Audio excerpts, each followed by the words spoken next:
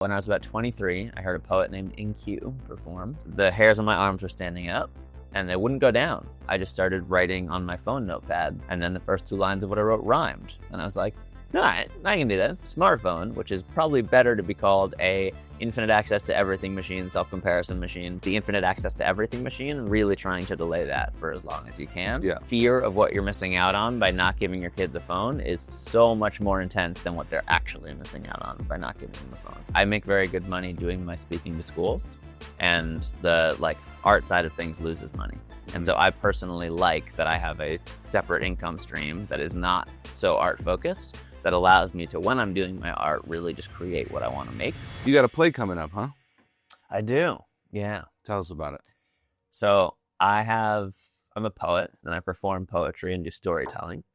And this is my second sort of hour-long Off-Broadway-esque show.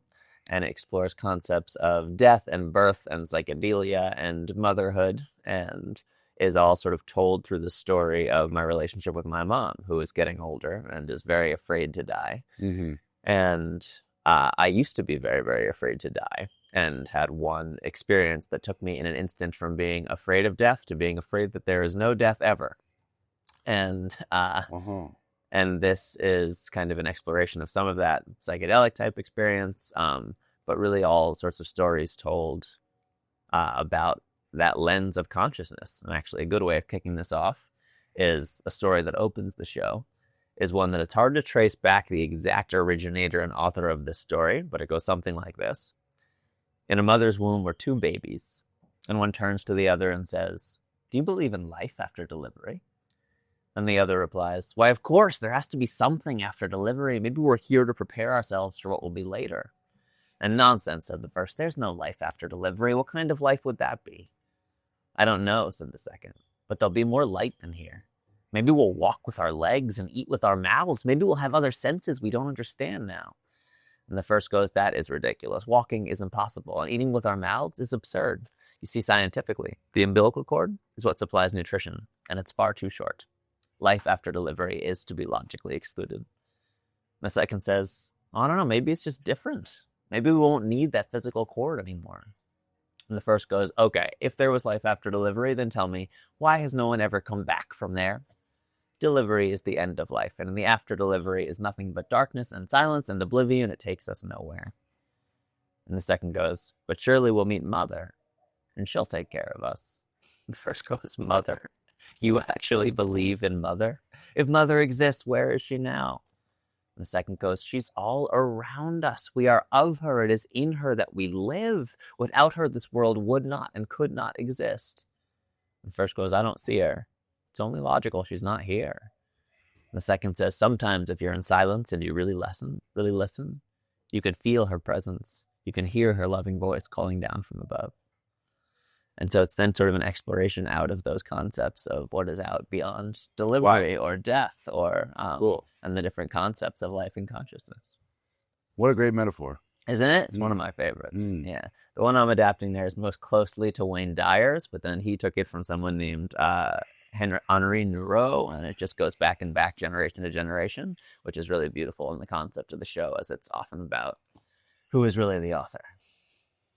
So what happened that you were once afraid of death, and you say you're now afraid that there is no death? Was there some sort of event? Oh yeah, that was an experience on a psychedelic where there was just such tremendous peace outside of the thing that I called normal or life.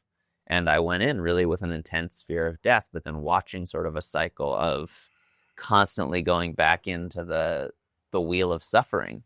And it's funny because a lot of religions and spiritualities and faiths have different words for these types of things, that then after I felt a visceral experience of that, I'm like, oh, the wheel. I think I understand a little better what that wheel refers to, of just this constant up, down, but it's all in the cycle of experience, as opposed to being outside of that cycle of experience and understanding that difference and the tremendous peace that existed outside of there, which could just be things firing in my brain at that time and that psychedelic experience. But there's a way that this stuff reveals life and consciousness and experience that really makes it seem, at least, like that's not the case. And this is not some delusion, but a revealing of a truth that is hiding underneath our baseline reality.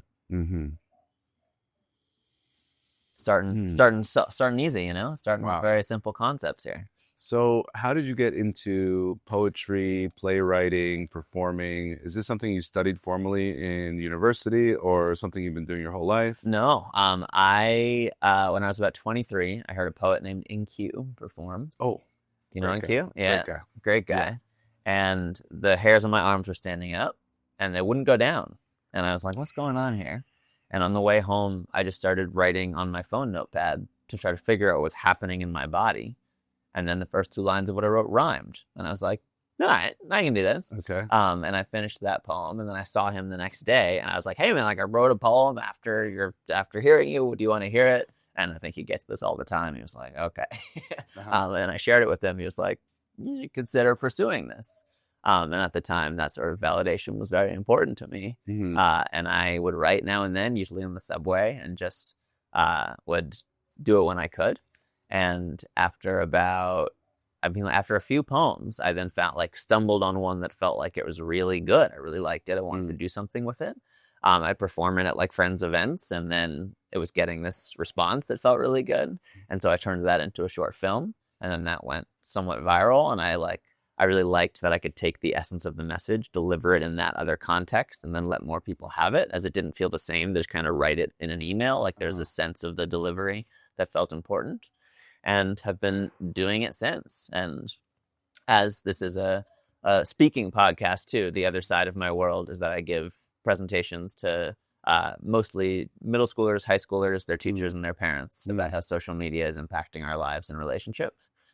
So all of my professional world is about delivering information or spirit or inspiration or whatever it might be on some kind of stage or platform. Fantastic. So I'm picturing you pen and paper on the subway, or are you phone notepad, really tippity-tacking away? Yeah, the rhythm of that feels right for me. Airplane mode, but the rhythm of it feels right for me. Yeah. And so you're putting out content on which platforms? So this is like I kind of have a very painful relationship with social media. But so the films themselves would be up on like YouTube, Vimeo. I would just give them to like publications or outlets that wanted content because I just wanted the message to reach people. I wasn't like that it needed to be in my thing, which both felt really good and also has meant long term for my career. I do not have very like as much of lists or things like that. I just kind of given it away. And then the individual poems I rarely share because it doesn't feel right for me in that social media environment. I don't like that people I don't like delivering to this mindset. Like that doesn't feel good for me. I want the like focused attention to deliver something that feels sacred to me. Yeah. But that's tough in today's world where, I don't know, 90% of what we're consuming is in this. Yeah. And it's rare we even enter spaces where we're not on our phone while we're, even if you're at say you're at a conference, there's a speaker going, half the people are on their phone anyway. Totally. The theater, though, theater feels like it's still that sacred place. The lights are off. Everyone's, it's like really focused. I think that's really true. Maybe part of why I love it. There's, if you're on your phone in the theater, you're getting very dirty looks from the people around you. Yeah. I would love to dive into the social media stuff that you share with young people. I don't know the effects of social media on my brain and my children's brain, and I know I should probably be scared. I'd love to know, what should we know about social media, and what should we do about it? You talking about you? You talking about your kids? It's a very wide variety. How old are your kids? My kids are 9 and 11. So I think as a parent, one of the best things we can do is just delay the introduction of the first smartphone. To try to create, the idea of that is creating as much childhood as can be created in the traditional sense. Yeah. There is research to back this up now as well, that the later the kids are getting their first smartphone, the better the mental health outcome on a huge variety of different metrics. It's scary as a parent, as we're thinking we don't want to isolate our kids. If everybody else is getting one, then we don't want to leave them out. But there's a big difference between a phone, which is a device that can be used to communicate or even text and call, and a smartphone, which is probably better to be called a infinite access to everything machine, self-comparison machine, porn machine, and like all of that. And so the right age to give our kids a dumb phone, there are lots of options. A lot of people like Pinwheel. They're flip phones that don't have any of this stuff, but a phone that just is actually a phone, like no problem with doing that in middle school.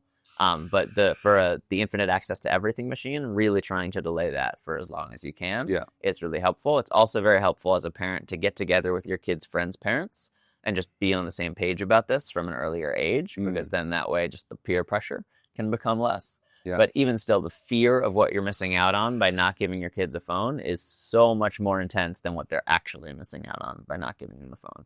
There are plenty of just pretty simple social skills that can allow you to get over the hurdle of, hey, I don't know the trend you're talking about. Like, can you tell me? Or, I'm not on Snapchat. So when there's a real, I know that 95% of it is garbage, people taking pictures of their forehead and nothing else. But when there's a real invitation, will you tell me? Like, oh, my parents, I'm not allowed on there. But just a couple of social skills really get around the biggest versions of what feels like being left out. But it's all the little moments of boredom, little moments of anxiety, little moments of like, if I don't know what to do or I'm uncomfortable, we just soothe with that phone. And for kids, not learning how to just deal with that discomfort, how to walk across a room and talk to somebody, how to deal with their own boredom, like they're not getting skills that we had to get in childhood, even just to entertain ourselves or figure out what to do or get over our boredom or, oh man, like I'm just sitting here. I don't know what to do. I really want to hang out with my friend. I should go over to Mom, Dad, can I go over to my friend's house? Versus like, well, I guess I have them here. Just this like synthetic version of it that just isn't really feeling good. And we're seeing anxiety rates skyrocket, depression rates skyrocket, suicide skyrocket. And it's very hard to find causational data, but it's pretty clear that social media is really not good for teen mental health. And how about for me? I'm on the phone too much. I'm scrolling. I have that same reaction. Oh, I feel mildly uncomfortable, and it's not even conscious. I'm just like, it's just like a pacifier. Yeah. I would say figuring out what you want to do instead in that moment and then practicing that, I think is really, really valuable. I have an app called OneSec. I'm going to out myself here because I think I've been on Instagram more than I would like to be. But if I try to open Instagram on my phone, you can't see that. But if I try to open it, instead of opening, it tells me to take a long, deep breath. 1 sec. 1 sec, exactly. You know about that? And then at the end of the deep breath, it's going to tell me how many times I've tried to open it in the last 24 hours, which is 10. Not so hot right now. And then the big button is I don't want to open Instagram. And if I say continue, it's going to ask me my intention. And I like to write in my own too. So I'm saying, I'm posting right now. And it hasn't been doing this recently, but often it gives a reminder posting so all the other distractions don't come up. So that's been a helpful thing to just cool. Make me take a second do I actually want to be in here? Other practices that have been really helpful for me are turning off any notification that's not from a human being trying to reach you. So the phone can only buzz not on this person liked your photo, happy holidays from Tinder, you haven't played this game in a while, but only if it's like a text or a call. And my phone not being my alarm clock is also a good one. So for the first thing in the morning, actual alarm clock, think your own thoughts, charge the devices outside the bedroom. For parents, that's a really nice one to model early on, that we just don't take devices into the bedroom with us. A lot of parents have a really hard time getting their devices away from their kids before bed. And ones who have modeled that early, often it's just like, oh yeah, it's bedtime. We're all putting our devices in the kitchen. And if you do that too as a parent, it goes much further for kids. That's good. Yeah. I don't do that, and I can see how beneficial that would be. Okay, so helping people with social media, and in some ways it's about mindfulness or addiction. Totally. Yeah, this idea of take a deep breath, what's my intention? That's a mindfulness, moving away from a mindless reaction and the addiction to whatever's chemically happening when we're looking at our phone and avoiding these uncomfortable feelings. Yeah, and when I'm going into school, really that's what I want for the kids and for everybody, is if we can use the stuff with intention, that's the dream, but it's just so much easier said than done. And often with kids, I think it's not actually a realistic idea that we have the supercomputer everything machine for an undeveloped mind and human. It's I say for kids, honestly, all of us, but especially for kids, the idea that we're just going to use that with intention is so hard. Yeah, and then also we probably will go back to it, but to close the loop on the other thing, that show is in New York at the Vineyard Theater, March 13th to 16th. I'm very excited about it. I would love to see you there if you are interested in coming to that. What is your hope for this play? This play, I hope, like really plants beautiful seeds. I have come to understand and believe that, like with art, like we often don't see the ripple or the impact, but it's there. And every once in a while we get a taste of it. Someone comes back a year later and is like, wow, I saw that. I have one piece about porn. The guy came up to me a year later, was like, I watched that. Yeah, it really changed my relationship with porn. Like I mostly stopped watching and it's been really good for my life. And sometimes we see those moments, but most of the time we don't know the ripples that are going to happen. So this porn piece, it's like you and two girls or something? We can get into that just one kidding. too if you like. But no, it is not a pornography starring me. It is a piece about porn. But yeah, I think like this is a very deep, just like belief that I hold about life and existence and consciousness, and I want to give it to the world, and I'm hoping that it plants beautiful seeds in the way that it's been planted in me. One person who really deeply has inspired me on this piece in this show is my friend Alice Frank, who like really articulates these ideas about God and consciousness beautifully, specifically the idea that there's only one consciousness looking at through all of our eyes. That has been a really deeply helpful like idea and held in my life. That was, I think, for me, like really first felt experienced by psychedelics, and Alice really helped me ground in it. And it's been really helpful in my own life. And I hope that I'm similarly planting seeds with this show of that idea and others that are really meaningful for how people move in and view the world. Cool. I'm curious about the business of being an artist and what does it take to fund an operation like this? And is this how you create income for yourself? Like, can you pay yourself well through selling out shows and anything else about the sales and marketing of being an artist that you'd like to share? Sure. So the way that I have structured it is that I make very good money doing my speaking to schools, and the like art side of things loses money. Like that's how I have structured my life around it. If to make money as an artist doing what I'm doing, I would have to be creating a lot more, doing a lot more shows, a lot more performances, a lot more hustling around. That is a way that a lot of people go about it and do make money and sustain themselves doing that. I did that for a bit, and I could do that, but it's very exhausting. And it's hasn't been to this point how I've wanted to treat my art. And so I personally like that I have a separate income stream that is not so art focused, that allows me to, when I'm doing my art, really just create what I want to make. And yeah, like when I sell out honest with this show in New York, like I'm really just trying to make like some of the money of renting out the theater and all of that back, and just expecting that I will lose money on the rest of it. If it gets picked up and Netflix pays me a huge amount of money for the option on the film version, fantastic. Wow, I made a profit. Cool. But that's not what my like livelihood is dependent on, and that's what works for me.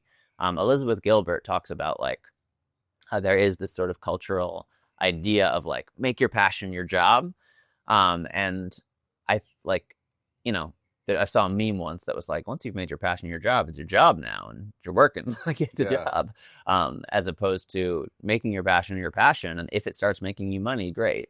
But like, yeah, that philosophy vibes more with me. Gotcha.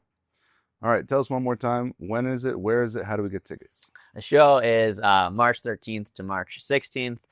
If you go to my website, wordsthatmove.com, on like shows, you'll see it up there. Also, on any of my social medias, you'll be able to find it. Social media, I know. But yeah, I will be talking about it quite a bit over the And what's it called? It's called It's a Miracle. It's a Miracle. Yeah. And is there anything else on your mind that you wanted to share before we wrap up? I guess that other side of that work is called Social Awakening, socialawakening.org. And if you're interested in that side, that's where you learn more. But no, that's all I've got. There we go. Cool. Max Stossel like fossil.